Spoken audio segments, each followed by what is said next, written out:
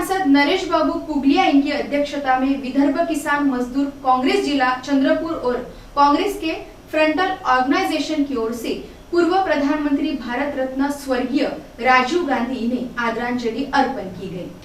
संगणक माहिती तंत्रज्ञान तंत्र के जनक भारत के युवा प्रधानमंत्री भारत रत्न राजीव गांधी इनकी जयंती कांग्रेस कार्यालय गांधी चौक चंद्रपुर में नरेश बाबू पुगलिया इनकी अध्यक्षता में मनाई गई। कार्यक्रम की शुरुआत में पूर्व सांसद नरेश बाबू पुगलिया ने स्वर्गीय राजीव गांधी इनकी प्रतिमा को पुष्पमाला अर्पण कर आदरांजलि दी। साथ ही उपस्थितों ने भी पुष्प अर्पण कर स्वर्गीय राजीव गांधी ने आदरांजलि दी। इस अवसर पर अपने अध्यक्षीय भाषण में नरेश बाबू ने कहा कि आज पूर्व प्रधानमंत्री राजीव गांधी इनकी 76वीं जयंती देश में सभी ओर मनाई जा रही है। इस वर्ष कोरोना महामारी से सभी बड़े कार्यक्रम रद्द कर राजीव गांधी इनकी आदरांजलि का कार्यक्रम आयोजित किया गया। आज देश बड़ी कठिन समय से गुजर रहा है। कोरोना की महामारी से केवल देश ही नहीं तो संपूर्ण विश्व संकट में है। पिछले 4 से 5 महीनों से सभी लोगों के काम धंधे बंद है, बेरोजगारी बढ़ी, कई लोगों की नौकरियां भी गई, लोगों का जीना मुहाल हुआ है। ऐसी कठिन परिस्थिति अपने सामने है। स्वर्गीय राजीव गांधी यह सही मायने में संगणक माहिती तंत्रज्ञान प्रणाली के जनक थे। उन्होंने धर्मनिरपेक्षता और जाति निरपेक्षता पर आधारित संविधान को धोखा नहीं पहुंचेगा इसकी सतर्कता बरती, देश की अखंडता आबादित रखी। पंडित जवाहरलाल नेहरू, इंदिरा गांधी ने कृषि, उद्योग, विज्ञान, शिक्षण आदि क्षेत्र में देश का विकास करने की योजना चलाई।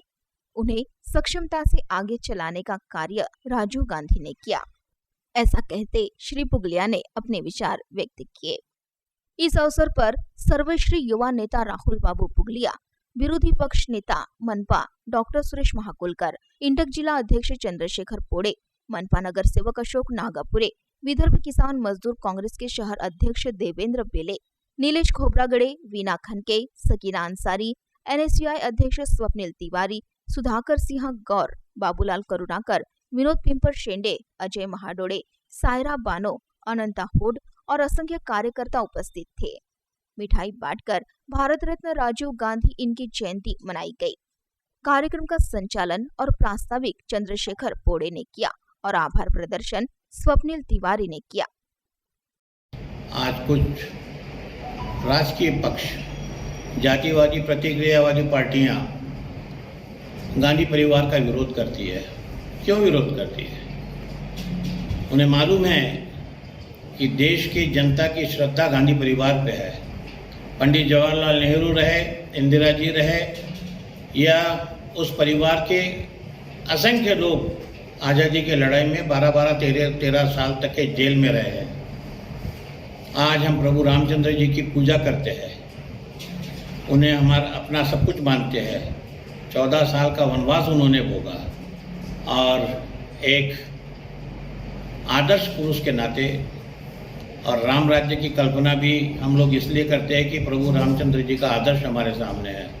उसी प्रकार से देश के आज़ादी के लिए जिन लोगों ने योगदान दिया उसमें कई परिवार है, उसमें गांधी परिवार सब में आगे था। गांधी परिवार 12-12, 13 साल तक के जेल में रहना, लोग टीका करते कि एक परिवार के 3 प्रधानमंत्री। अरे 3 प्रधानमंत्री कैसे हुए? चाहे पंडित जी रहे, चाहे इंदिरा जी रहे, चाहे राजीव जी रहे, जनता ने कांग्रेस के माध्यम से उन्हें लोकतंत्र के माध्यम से चुन के देकर प्रधानमंत्री बनाया है। तो ये विश्व का रिकॉर्ड है कि एक परिवार के 3 लोग प्रधानमंत्री हो चुके हैं। और प्रधानमंत्री के कार्यकाल में 17 साल का कार्यकाल नेहरू जी का था, 16 साढ़े 16 साल का कार्यकाल इंदिरा जी का था, 5 साल का कार्यकाल राजीव जी का था। बाद में हमारे बीच में वो नहीं रहे, वो अलग बात है। एक युवा अवस्था में उनकी हत्या कर दी गई। और साथियों, आज जो लोग गांधी परिवार का विरोध करते हैं उसके पीछे उनका एक षड्यंत्र है, उनकी राजनीति है। उन्हें मालूम है कि जब तक ये गांधी परिवार कांग्रेस के साथ है, कांग्रेस मजबूत रहेंगी और देश में कांग्रेस का डंका बजता रहेगा। कांग्रेस को खत्म करना है तो पहले गांधी परिवार पे हाथ डालो। इसीलिए ये बेईमान लोग, जातिवादी प्रतिक्रियावादी लोग गांधी परिवार का विरोध करते, लेकिन हमको और आपको सबको मिलकर संघर्ष करना है। और आज के इसमें सोनिया जी के, राहुल जी के, प्रियंका जी के हाथ मजबूत करना है। हम उम्मीद करते हैं कि हमारा देश, अगर हमें एक रखना है, संगठित रखना है, तो हमें कांग्रेस को मजबूत करना होगा। कांग्रेस कमज़ोर होगी, देश कमज़ोर होगा। कांग्रेस मजबूत रहेंगी, देश विकास के रास्ते पे बहुत आगे बढ़ेगा। आज कोरोना की महामारी के माध्यम से 130 करोड़ जनता परेशान है और ये 4, साढ़े 4, 5 महीने से हम लोग ये परेशानी मार से भुगत रहे हैं। ऐसे हालात में ये कोरोना की महामारी को मुकाबला करते हुए हमें देश को आगे बढ़ाने के लिए संघर्ष करना है। कांग्रेस के कार्यकर्ताओं से मेरी अपील है कि ये महामारी के माध्यम से हमारे कांग्रेस के कार्यकर्ताओं ने ग्रामीण भाग में, शहरी भाग में पूरा सहकार्य किया है। शासन को, हेल्थ डिपार्टमेंट को, पुलिस डिपार्टमेंट को, कार्यकर्ताओं के माध्यम से पूरी मदद जनता को पहुंचाई है। चाहे राशन रहे, चाहे खाना रहे, हर चीज़ की मदद कांग्रेस के कार्यकर्ता आज भी कर रहे हैं। तो साथियों, कोरोना का मुकाबला करना है और देश में बढ़ती हुई जातिवादी, प्रतिक्रियावादी शक्ति का भी मुकाबला करना है। यही सही मानों में आज राजीव जी के जयंती के शुभ अवसर पर उन्हें हम सही मायने में अगर याद कर रहे हैं तो हमको इस रास्ते पे चलना होगा। यही उनको हमारी सही श्रद्धांजलि है, आदरांजलि है। धन्यवाद। जय हिंद। आज कुछ राजकीय पक्ष, जातिवादी, प्रतिक्रियावादी पार्टियां गांधी परिवार का विरोध करती है। क्यों विरोध करती है? उन्हें मालूम है कि देश की जनता की श्रद्धा गांधी परिवार पे है। पंडित जवाहरलाल नेहरू रहे, इंदिरा जी रहे, या उस परिवार के असंख्य लोग आज़ादी की लड़ाई में 12-12, 13 साल तक के जेल में रहे हैं।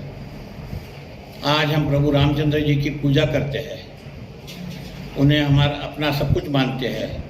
14 साल का वनवास उन्होंने भोगा और एक आदर्श पुरुष के नाते, और राम राज्य की कल्पना भी हम लोग इसलिए करते हैं कि प्रभु रामचंद्र जी का आदर्श हमारे सामने है। उसी प्रकार से देश के आज़ादी के लिए जिन लोगों ने योगदान दिया, उसमें कई परिवार है, उसमें गांधी परिवार सब में आगे था।